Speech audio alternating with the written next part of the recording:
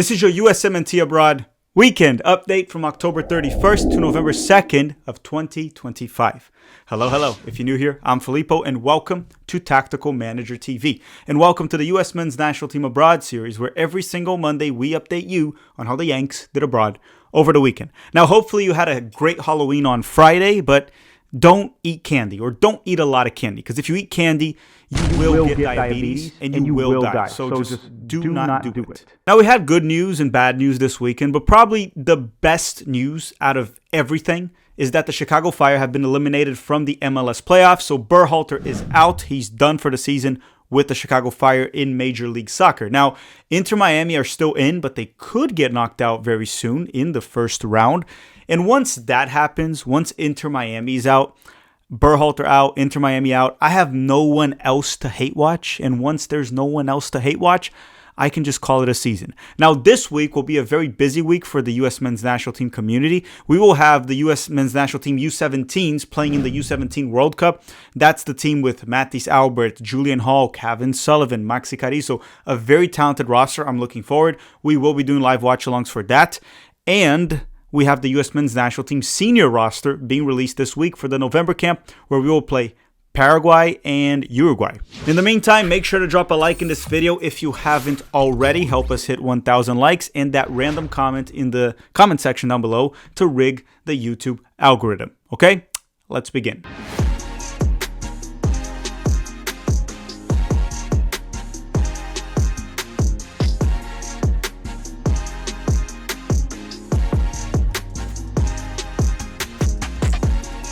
Okay, let's start with the Americans that play in Italy in the Serie A. The first one being Christian Pulisic from Milan. Pulisic's not back from injury yet, and he will skip the international break with the US Men's National Team. However, he is expected to be back next weekend when Milan plays Parma November 8th. So he probably will play that game coming off the bench, but he will skip the US Men's National Team camp. And honestly, I want him playing for the US, but we cannot jeopardize his long-term health. We have a World Cup coming up, so I get it. All right, next up, we have Yunus Musa from Atalanta. And on Sunday, Musa stayed on the bench the full 90 minutes for Atalanta during their 1-0 loss to Udinese. So Musa has played a total of 8 minutes in the past 5 games. So he's essentially almost averaging 1 minute per game in the past 5 games. And Atalanta isn't even good this season, and the dude still can't play. A crazy old wise man on YouTube said that Musa was not Atalanta level. He was also not Milan level. And that crazy old man, that is very wise, one of the smartest guys you'll ever meet in your life, got called a hater. You know who's that crazy old wise man on YouTube? That's me. Yes, I'm older than I look. Try guessing my age. Okay, we're getting off track here. Let's go back. Let's focus. Next up, we have Weston McKennie from Juventus. And on Saturday, McKennie started and played 85 minutes for Juve during their 2-1 win over Cremonese. Now, they got a new coach, and McKennie continues to start for Juve, as always. But this time, he played as a right winger. And he was actually pretty good, even though he was playing on the right wing. He was actually quite good, in my opinion. He was involved in the combination play that ended up being their first goal. He helped set up his teammates a few times, tracked back well, defended. He almost got an assist in the second half with a great low cross to his teammate, but the forward wasn't able to finish. He wasn't really able to reach the pass, even though it was a very good pass. McKennie was simply great throughout the entire game. But what really caught my attention was the player that scored for Cremonese. You'll never guess it. I actually forgot that he was still playing. It was Jamie Vardy. I forgot that Jamie Vardy was still a professional player, and I don't know why I was not aware that he actually moved to the Serie A. So yes, Jamie Vardy scored for Cremonese this weekend in Italy, in the Serie A, in the Italian league. Last but not least, in Italy, we have Ben Cremaschi from Parma. And on Sunday, Cremaschi started off the bench and was subbed in the 77th minute for Parma during their 2-1 loss to Roma. He made his debut during the midweek, and then he played again during the weekend. And I'll tell you this, I didn't really watch any of the games because I wasn't really expecting for him to play. But if that trend continues, I will definitely catch a game. For now, we wait. All right, now we're going to go to England and talk about the Americans in the English Premier League. The first one being Chris Richards from Crystal Palace. And on Saturday, Richards started and played the full 90 minutes for Crystal Palace, helping them hold a clean sheet and get a 2-0 win over Brentford. And once again, he had another impeccable performance in the defensive end. He was incredible once again. The other player would have been Anthony Robinson from Fulham. but he's still dealing with that knee injury and is not available, it continues to get more and more concerning. I hope by January he's playing the full 90 minutes week in and week out, but as it stands, it's not looking good, right? He's been essentially out the entire season so far, which is terrible for the U.S. men's national team because we have no depth at the fullback position. And maybe the best option there would have been Joe Scally to be the backup, but Pochettino hates Joe Scally. I don't want to talk about that right now. When the roster's out later this week, we'll address all of that. So now let's talk about Tyler Adams from Bournemouth. And on Sunday, Tyler Adams started and played 80 minutes for Bournemouth during their 3-1 loss to Manchester City. So right away, Bournemouth played a highline kamikaze ball away against Manchester City, which is kind of insane. And obviously, it didn't work. It was a big reason why they lost this game 3-1, right? That highline kamikaze ball going all in, it just wouldn't work against Man City.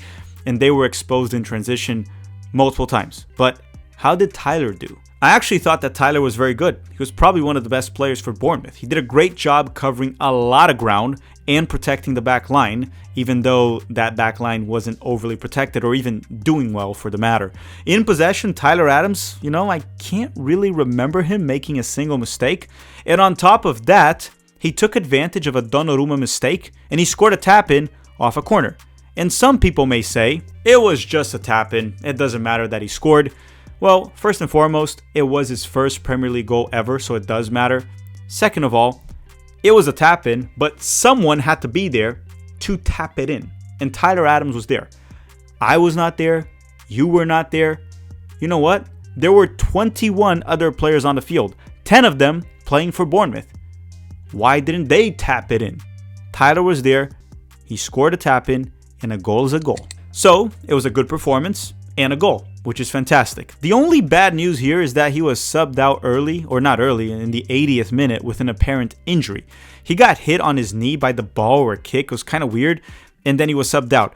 He did look fine when he was off the pitch. He was walking.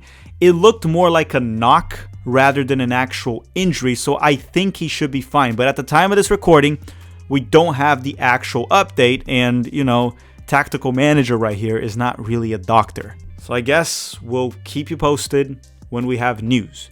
Last but not least, in the Premier League, we have Brenden Aaronson from Leeds. And on Saturday, Brenden Aaronson started and played the full 90 minutes for Leeds during their 3-0 loss to Brighton. And Brenden was fantastic last weekend. He was the man of the match. And unfortunately here, his Dr. Jekyll and Mr. Hyde syndrome kicked in, and this week he was the reverse man of the match, which I don't really know what to call. What would we call the reverse man of the match? The bizarro version of the man of the match. And like I said last weekend, occasionally Brenden will have a few good games here and there in the Premier League, but let's say there's 38 games in the season. 34 of them will be poor or ineffective. He'll just hustle. 4 of them, he'll do something like it was last weekend. But what we saw this weekend is what we normally see from him in the Premier League. Okay, now before we continue, don't forget to drop a like in this video. If you want to buy also awesome jerseys like this from Umbro, there's a link and promo code in the description of this video that you can get 20% off everything you buy in their website. They have beautiful jerseys. Go check it out. But make sure you use the link in the description of this video and our promo code, okay? Use both because then you can get 20% off every single purchase, including this beautiful El Salvador jersey. All right. The Bundesliga, Americans in Germany. The first one would have been Malik Tillman from Bayer Leverkusen, but he's still injured. Could he be back this upcoming weekend? Maybe. We don't know. We don't have the confirmation. So let's skip on Tillman and talk about Joe Scally and Gio Reyna from Borussia Mönchengladbach, and James Sands from St. Pauli, because Gladbach and St. Pauli clashed over the weekend. And on Saturday, Scally started and played 78 minutes for Gladbach during their 4-0 win over St. Pauli. That's their first Bundesliga win this season. Incredible. It took them long enough to lose their Bundesliga win virginity. It took them way too long. I thought they were even going to get relegated, which they still could get relegated. They're in the relegation zone. But you would think Gladbach has good enough players to finish mid-table, which they should. But their first few games of the season were quite concerning. But this 4-0 win is encouraging. As for Gio Reyna, he came off the bench around the 78th minute when they were already up 3-0. And Joe Scally, let's talk about him for a second because he actually played well. He was great defensively and he almost scored. He hit the post in the first half. As for Gio Reyna, I guess we could kind of say that he got a hockey assist for one of the goals, the fourth goal, but he played like 15 minutes and I don't really have much to add there. I'm happy that he's healthy, but the minutes are still not looking good. Oh, and James Sands, he did start for St. Pauli. He was back from the head injury, and he was subbed out early in the second half. In terms of his performance, it was very meh. It wasn't good, which is fine because St. Pauli mostly sucked in this game, and he was just another one of those that didn't really play well. Next up, we have Noah Kai Banks from Augsburg. And on Friday, Noah Kai Banks started and played the full 90 minutes for Augsburg during their 1-0 loss to Borussia Dortmund. And he has been consistently starting for Augsburg, I believe, for the past 5 games. And I hope that he makes it to the US men's national team roster this week. Now, last week, Noah Kai Banks' performance was a disaster. It was terrible. It was horrendous. This weekend, he was fine against Borussia Dortmund. Honestly, you could even say that he was quite good. He was comfortable on the ball and rock solid defensively. What else do you want from a center back? And that's why I said last weekend that I wasn't really concerned about that poor performance. The kid is 18. It's going to happen. He's going to have ups. He's going to have downs. We just need him to continue to get minutes and developed in the Bundesliga, which he currently is. And that's it for Germany. Now we're going to go to Spain and talk very quickly about the one American that plays in La Liga. His name is Johnny Cardoso from Atletico Madrid. And Johnny is officially back from injury. Now he didn't play for Atletico this weekend, but he was back in training and he made the bench when they faced, I believe, Sevilla. But he did not play. But what I'm trying to say here essentially is that he's available for the US men's national team for the roster call-up, and Johnny is currently healthy. I don't know why I took so long to just say it. Now we got to go to France and talk about the Americans in Liga. The first one being Florentin Balogun from Monaco. And on Saturday, Balogun started off the bench and was subbed in at halftime for Monaco during their 1-0 loss to the other team from Paris that is not called PSG. It's like Paris FC or something. And you know what? Balogun wasn't really benched. They just had a few guys that were being rested. Like Balogun was on the bench, but so was Minamino, and he's a starter. And Ansu Fati was also on the bench. But Balogun didn't really do anything in those 45 minutes that he played. I actually barely remember him on the field. So I decided to check the stats just to make sure I wasn't going crazy. And I saw that Balogun had 10 touches in 45 minutes. That's it. The dude was a ghost. So that's not good. He still is our best 9, and that is actually by a wide margin comparing him to Haji or Pepi. But Balogun has been fairly inconsistent this season with Monaco. Alright, next up would have been Tim Weah from Olympique Marseille. He's injured and out for 2 weeks. He's going to be back after the international break. After Weah, we have Mark McKenzie from Toulouse. But Mark McKenzie picked up a knock in practice. Yes, in practice. Which means he wasn't available for Toulouse over the weekend, so he didn't play this weekend, and I don't know if McKenzie will be available for the US men's national team, right? We don't know how severe this knock or injury is. All we know is that he wasn't available. And the last American in France is Tanner Tessman from Lyon, and he had an interesting game. And this is why, because on Sunday, Tessman started, you heard that right, he started the game, but he only played 15 minutes, and no, he did not get injured. Let me explain. Lyon actually played Brest, or boobs, whatever you want to call them. And what happened was their right back got an early red card. So Tessman ended up being subbed out early, just being sacrificed. I don't really have much more to add. Yeah, it was just bad luck. They got an early red. They had to pick someone on the field so they could replace the right back. Tanner Tessman was subbed out. I guess the good news is he'll arrive at the US men's national team camp very well rested, even though it's not this week. Maybe he'll play the full 90 next week, whatever. So, not much happened in France this weekend. Now let's go to the Eredivisie. Let's go to the Netherlands and talk about the Americans that play for PSV. Ricardo Pepi and Serginho Dest. And on Friday, Dest started and played the full 90 minutes for PSV during their 5-2 win over Fortuna Sittard. And Dest was great, taking on defenders, press resistant, and just fun to watch as always. He got fouled 5 times, which was more than any other player in this game. He also should have had an assist, but unfortunately, he didn't for this game. He got no goal contributions. Oh, and you can thank me later for this. Just go follow Serginho Dest on Instagram because he does post his highlight compilations on his stories a day or two after the game. And honestly, they're pretty good. they're actually great. So go follow Dest on Instagram and check his stories 1 or 2 days, usually 1 day after he plays. This dude even posted a highlight compilation of himself 1 or 2 seasons ago when they lost like 4 or 6-0 to Arsenal. So he is actually kind of nuts, and we love him. As for Ricardo Pepi, he came off the bench around the 60th minute, and he did his job. He scored, right? That's his job. He's a center forward in the 82nd minute. And it was a great moment in transition where he goes on a 1v1 at the goalkeeper, and he just chips it over him. A calm and composed finish. A wonderful goal. Eventually, Pepi will be back in the starting 11 for PSV. Until then, we wait. All right, now let's go to England once again and talk about the Americans that play in the EFL Championship, which is the second division of England. The first one being Josh Sargent from Norwich. And on Saturday, Sargent started and played the full 90 minutes for Norwich during their 2-0 loss to Hull City. Another game, another loss for Norwich. They are currently 4 points balls deep into the relegation zone. Also, this was another scoreless game for Sargent. That's 9 in a row in the EFL Championship. And you know what they say? When it rains, it pours. Josh Sargent missed a sitter this game. He wasted a low cross where he was like 1 or 2 yards away from the goal. He slides towards the ball and he hits it out of bounds. The goalkeeper was beat. There was no one in front of him and he still missed it. This missed chance was a 0.93 XG, which means players score that chance 93% of the time. For context, the XG of a penalty kick is around 0.78, which means that chance was a lot easier than a penalty kick, and Sargent missed it. Yeah, it's been a rough stretch of games for Josh Sargent.